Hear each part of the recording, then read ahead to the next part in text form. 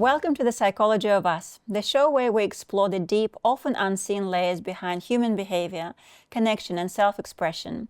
I'm Veronika Whyte, and today we're stepping into a world where beauty meets identity, a world stitched together with memory, meaning, and elegance. Because fashion isn't just about looking good, it's about feeling something. It's about claiming space, owning your story, and sometimes surviving hard times with grace. Our guest today is someone who understands the art, the power, and the psychology of fashion on a soul level. Her journey spans from opera dreams to modeling on international stages, to running a successful modeling agency for over 13 years, mentoring talent across the globe. Including Shanghai's editorial scene, her world has always been shaped by style. But it started even earlier, with a mother who instilled a passion for fashion and looking polished, a great-grandmother who stitched evening gowns by hand, a great-grandfather who imported European shoes. Her family heritage hails from the iconic McRobertson chocolate factory, a reminder that creativity can be inherited in many forms. A family legacy that infused craft, creativity, and expression into every thread. Because when fashion is passed down through generations, it's more than a look. It becomes a language. We'll explore the meaning behind dressing up, how clothes can offer control during chaotic times, like COVID, how color and cut can be an emotional anchor, and why even the choice of accessories might reveal more about your mental organization than you think. We'll also dive into the psychology of fake brands, what drives someone to wear a counterfeit label, and what that says about your emotional connection to identity, belonging, and image.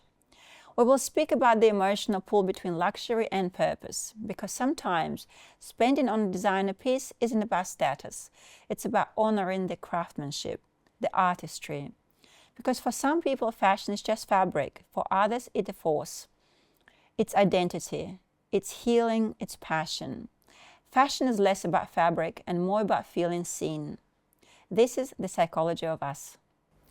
Welcome, Janine, to the studio. Thank you so much for coming. Well, thank you for having me. I'm delighted to be here. Thank you. And I'd like to tell the audience a few words about you. And Janine Lum today with us is a creative force in the world of luxury, fashion, and events.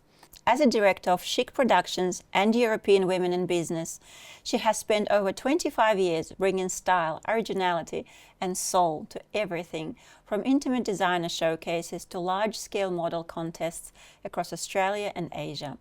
Her career spans the full spectrum of events, securing the exclusive Australian rights to the Shanghai International Model Contest in partnership with the Chinese government and cultural development, featuring 70 global models. Producing fashion parades at the Royal Melbourne Show and delivering a 6-year dance residency at Crown Casino. Alongside her work in events, Janine has a rich background in music and the performing arts. She formerly studied opera as a coloratura soprano with a focus on vocal artistry, discipline, and stage presence. She is also a composer of original works that blend poetic lyrics with classical-infused modern music, drawing inspiration from European traditions, emotional storytelling, and cultural aesthetics. Currently, Janine plays an active leadership role in European Women in Business, a platform that brings professional women together to build meaningful connections, share knowledge, and foster collaboration. Through European Women in Business culturally rich events rooted in European heritage or shared appreciation for European culture, Janine helps women grow, lead, and thrive, both personally and professionally. But beyond the glamour, Janine's true signature is purpose. A passionate advocate for animal welfare, she actively supports and volunteers with organizations such as Free the Bears, Wildlife Victoria, Animals Australia, Edgar's Mission, and the International Fund for Animal Welfare. She also proudly serves on the board of the Treasure Chest charity, raising funds for women affected by breast cancer. For Janine's, fashion is not only a creative statement, it's a way to give back, uplift others, and inspire meaningful change. Janine, that's impressive career span you have, and it's incredible. We really would like to hear some part of your journey. How did you come to this point in your life that everything was connected with style? Sure. I've forgotten most of those things actually. It's not until you reflect, you're like, oh yeah, I did that, right. So thank you for highlighting that. I really always had a strong sense of style. So growing up, my mom was a really big influence on me, you know, just sort of maintaining that she was always a lady and always to project that and to be polished and poised was, something that she always was and instilled in me very young. She did a great job. Thank you. And I always remember her saying it was a privilege to travel. So, you know, going on an aeroplane, which is vastly different now, the men used to suit up, the women used to wear gloves and hats, and it's a very different world from that now, and that horrifies her to think that people don't dress up anymore or do anything like that. So I'm very much a traditionalist, and I like to think that I wouldn't get on a plane in tracksuit pants and Ugg boots, but as comfortable as they are. Yes. But yeah, I'd like to have some kind of sense of style around that. Yeah. And I've been to many of your events from European Women in Business, and it's always stylish and chic, and it's actually an opportunity for lots of women to dress up and present themselves. That's you truly walk your talk. Yeah, absolutely. It's really important, I think, to project that and you know, to have a strong sense of authenticity about who you are and be in the surroundings of a place where you want to be. Because for so many times I went to different networking events and I thought, okay, well, it's not really conducive for women to walk into this because there was a guy standing up the bar, a little bit disheveled and tie kind of, you know, around his neckline. And I thought, it's really not that great for women to walk into, especially on their own. And what do I want? I want style, I want glamour, like all those things that gel together and really lovely surroundings. So that was the concept that kind of spawned out of that. Definitely. That drawn me 2 years ago when I first came to your event, and since then I probably didn't miss many. So I know, it's always been great. a wonderful addition and definitely embodying everything about European women in business. So you're the poster girl for it. You were modeling, and you had your modeling agency, and before modeling you had dreams about opera and trained your voice for La Scala. That was your dream. And so how did this artistic beginnings influence your relationship with style, performance? Yeah, I think it really stems from, you know, a sense of who you are and what you portray. It's more than just vocal ability. Like opera transcends so many different facets of yourself and what you're projecting to the audience. It's really based on emotion. And I think the style also encompasses that, how you're resonating that, what you look like. And let's face it, most operas are tragedies. It's usually a menage a trois, and Yes. you know, there's a murder, or you know, there's something like that. So it's always deeply emotional and sorrowful usually, and most music, most ballads are based on that very theme as well. Yeah, that so evoke these strong emotions. exactly, yeah. So yeah, music kind of connects us in a way that is more than just about what you're hearing. It's about what you're feeling, what you're seeing, and all those elements combined. Most definitely. I definitely can relate to that. It brings you to this special state, you know, of the feelings and perhaps memories or even dreams. Totally. Yeah, exactly. This is The Psychology of Us, and see you shortly after the break.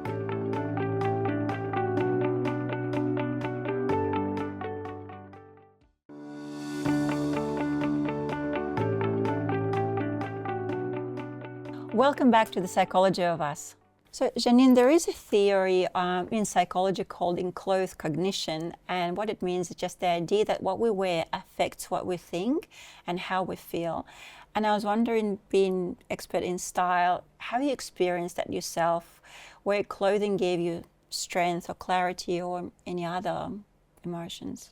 Sure. I think it really reflects on being the best version of yourself.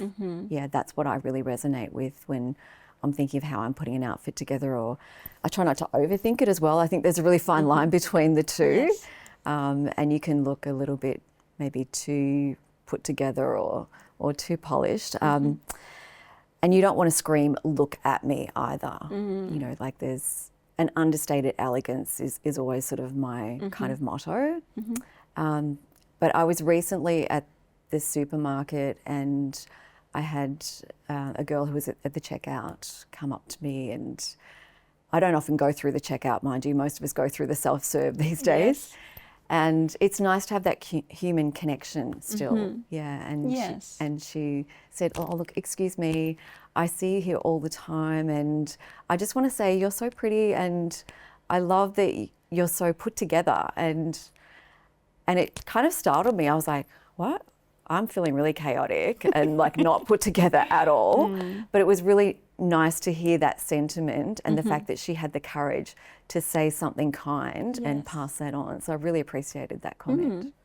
It brings us to probably this thing that sometimes when we dress up, it's not for external attention. It's more to express ourselves, how we feel on the day. And as you said, when in chaotic times, we just can feel put together, and it brings us some stability. Maybe when we don't have stability in life. Exactly. Yeah, there's a lot bubbling below the surface. I think as women, we take on so much and have many different hats that we wear, so to speak. Yes. So yeah, it's really about having that poise and just going, okay, I've got this. Even though you can feel like it's imposter syndrome at times, and men are very good at having that bravado and like fake it till you make it kind of attitude, whereas women suffer a lot more from imposter syndrome, going, oh my God, does my bum look big in this? And all those things that that can be negative, and you can just start that self-doubt, that negative talk in your mind as well. Yeah, and it's probably something to learn, from men as well, that we can just relax, in the moment, and it's fine. Yeah, absolutely. And as you said, somebody from outside, when they have courage to tell us, it just confirms that we are okay. We are maybe from outside perspective, just confirms we are okay. Yeah, and you're like, oh, what did I wear today? Don't even remember. That's true. And so the clothes and the choice of clothes affects us, and sometimes it brings confidence, or we can feel a certain way for the event if we go to the wedding, or if we go to work, or in professional settings.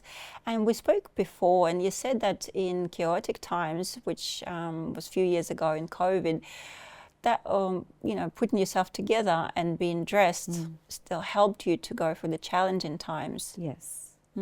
Yeah, definitely. I think that was a very challenging time for most of us, particularly in Melbourne, being the longest lockdown city, and just thinking, well, what is my purpose? Yes. What is my business? And so many businesses suffered through those times. So many businesses went under and are still going through that. I think we've still got a bit of a COVID hangover as well with that. Yeah, especially in small business. So I'm really, campaigning and advocating for small business to get up there and still to keep thriving and push beyond those sort of boundaries. Yes. But I think it's been one challenge after another in business, and we've been kind of held back a little bit from government decisions.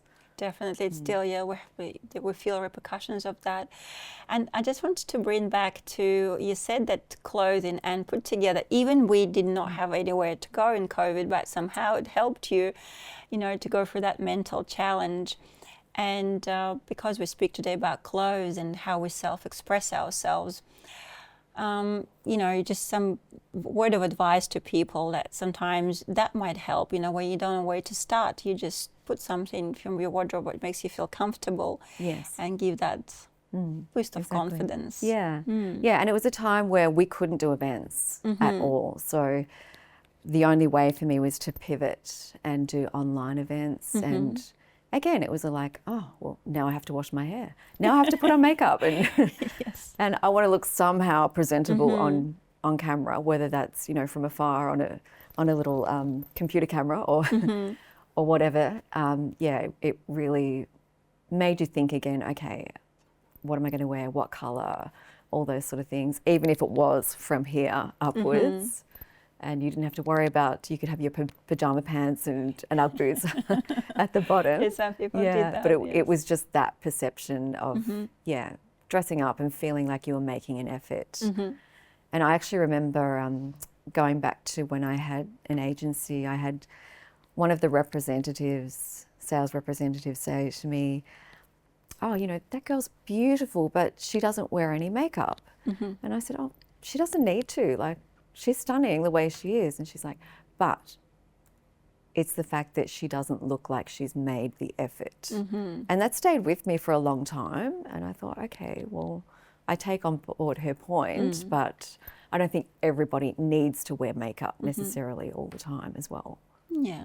But what you try and say, I think it's in professional world is sometimes putting yourself together, it's a sign of effort. And by some people, it's perceived that if you didn't make any effort, you don't care as much. Exactly, yeah. And perception can be a different thing, to many different people as well. Yes. Yeah. Well, it's very important, as you said, to keep that authenticity and just feel good about yourself, but in the same time to convey some message in professional world. What do you think about people spending and paying lots for designer brands, and why would we invest in those kinds of things? Yeah, it really evokes about who you are. I mean, there's obviously some examples where people can dress top to toe in label, and that can be a total overkill and a scream for attention. Whereas when you understand the heritage and the artistry behind a brand, for example, I won't say the name of the brand because they should be sponsoring me, but with one of their handbags, and I've watched this at the factory, there's 250 individual components that go into making up a handbag. And that's why it is $7,500 to purchase. So it's appreciation of the craft and the artistry when we pay a lot of money for designer bag. And if we know, like lots of people know, they buy copies of the designer brand, and I wonder, and I know you had experience like that as well, working in modeling agencies. What does it give people to have copy of a designer brand? What message you think they try to convey? I think it's all about a little bit of status and just trying to evoke that memory or that image of what it's all about. And I think designer labels have come a long way since the old days. Like I remember being at RMIT, going to Collins Street and seeing the Louis Vuitton store for the first time, and the trunk that was in the display suite. And I was like, one day I'm going to get that. One day. I still haven't got it. But it just kept going up and up in value. And I thought, I should have bought it back then. But that would be a good investment. But I think it's really about a status symbol. And it's not necessarily that to everybody. Like, I think most people appreciate, as we were talking about before, the heritage and the artistry and the designer links that go back through time. Yeah, and it could be entry step, towards the real deal, I would say. Yeah, absolutely. But ever since the introduction of the internet, it's become so much easier, I think, to access things like that, and for people to be able to sell their goods online and not necessarily have a shop front. So for me, the experience of being in store, and particularly at a luxury brand, is unparalleled to shopping online. Like when you get it in the mail, it's like, oh yeah, great. But when you're in store, you get the full treatment. You get the champagne and Well, I guess we talk about exactly the experience, and that's what designer brands provide. And it's how it makes you feel at the end of the day. So when you're getting that kind of treatment, it makes you feel worthy and it's worthwhile purchasing. Definitely, I agree with that. See you shortly after the break.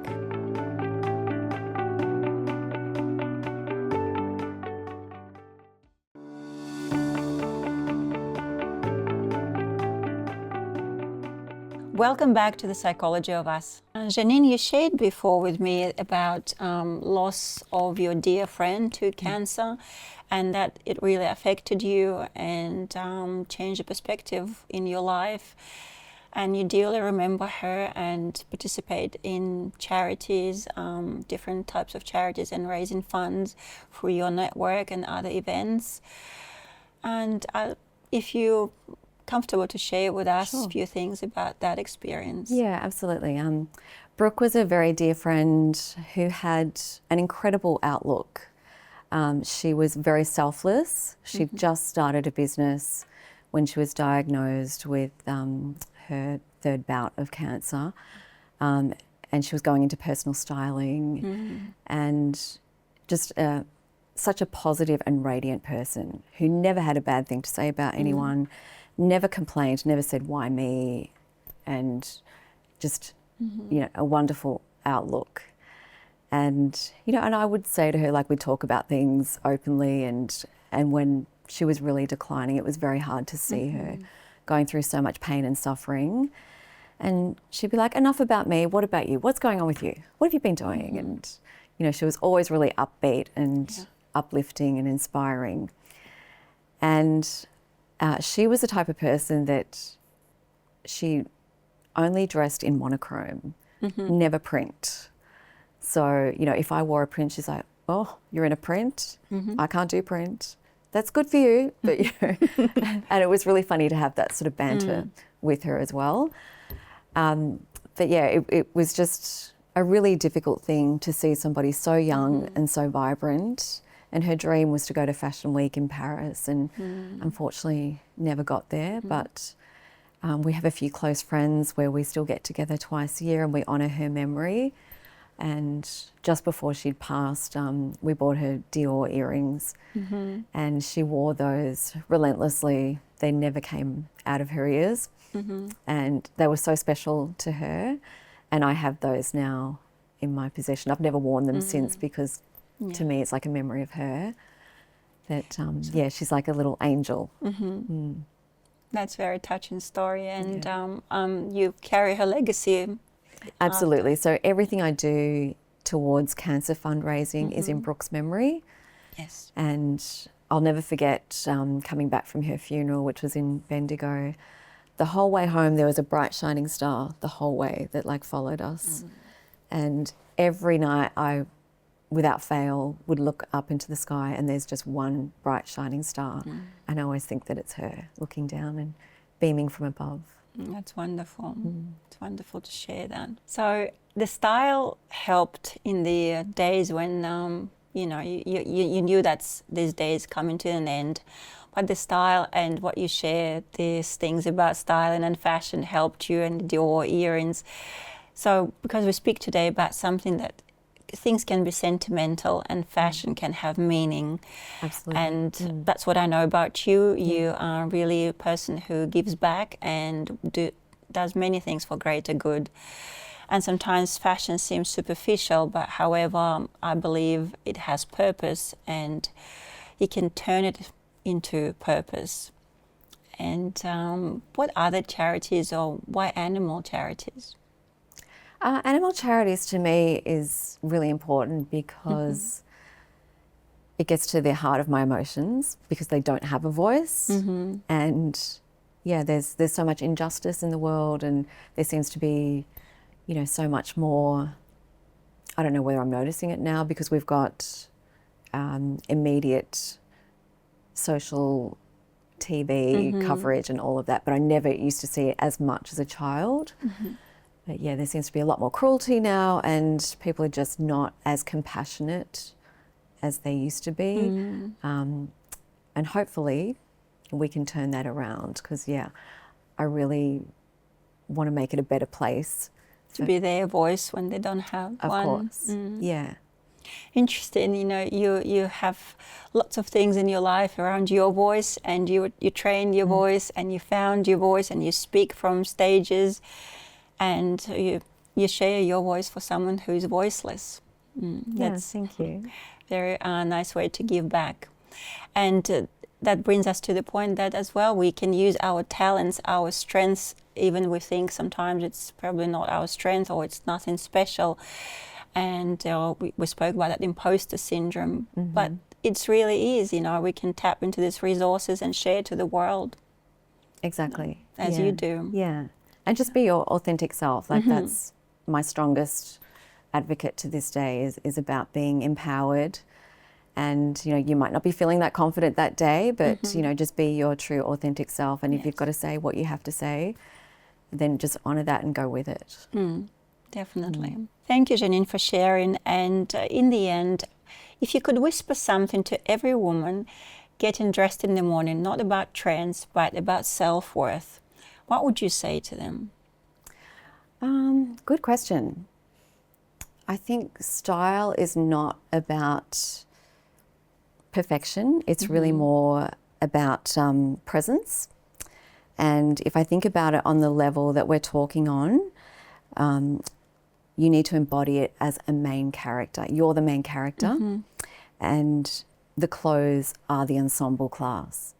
That's wonderful metaphor. I love it. Wonderful. I'm sure the audience would love that too. And I really thank you for sharing your journey with us, and all the best with your networking and all other amazing things you do. Thank you so much. It's wonderful to be here. Thank you. What we wear may seem like the surface, but as we've seen today, it can hold the deepest parts of us: memories, dreams, identity, power, grief, and sometimes healing. Janine's story reminds us that style isn't about perfection, it's about presence. It's about owning your voice, whether it's through a song, a silhouette, or a single carefully chosen accessory. Because fashion, at its core as language, is the way we say, I'm here, I am rebuilding, I'm remembering, I am becoming. And often when words fail, a color of a texture or a beautiful piece of fabric can say what the heart is carrying. I was moved by the way Janine honors both elegance and empathy, that she can direct a major runway show and still pause for the causes that matter most. For animals without a voice, for women walking through the breast cancer, for a friend who is no longer here, but whose memory reshaped everything. It's a powerful reminder that behind every bold look is a tender heart. And maybe that's the real psychology of fashion. It's not what we wear, it's who we choose to be in the face of life's chaos. The woman who dresses up not to impress, but to express. The one who understands that confidence isn't loud, it's deeply rooted. So whatever you're wearing today, whether it's heels or bare feet, silk or secondhand, let it be yours, let it tell your truth, because your story deserves to be seen. I'm Veronika Whyte, and this is Psychology of Us. Until next time, wear your heart well.